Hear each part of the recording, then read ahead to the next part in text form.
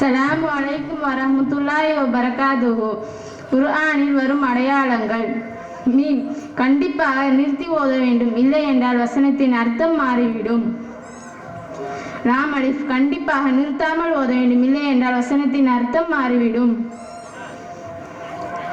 தமிழில் அக்ரி என்ற எழுத்து போல 3 புள்ளி அடுத்தடுத்து வரும். அப்படி வந்தால் இரண்டிலும் நிறுத்தி ஓதக்கூடாது, மாறாக ஏதாவது ஒன்று நிறுத்தி ஓதலாம்.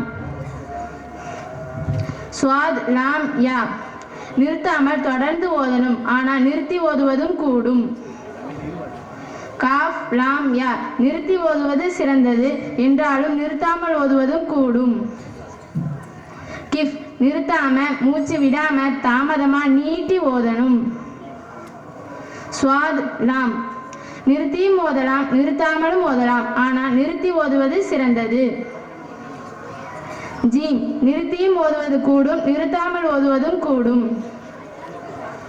சஜிதா அடையாளம் குர்ஆனில் மொத்தம் 14 இடங்களில் உள்ளது. எனவே இந்த அடையாளம் உள்ள வசனத்தை ஓதிய பிறகு கிப்லாவை நோக்கி சஜிதா செய்ய வேண்டும், சலாம் கொடுக்க தேவையில்லை.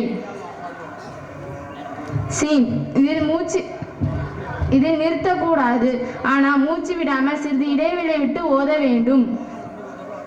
ஜா நிறுத்தியும் ஓதுவதும் நிறுத்தாமல் ஓதுவும் அனுமதிக்கப்பட்டிருக்கிறது, ஆனால் நிறுத்தாமல் சேர்த்து ஓதுவது சிறந்தது.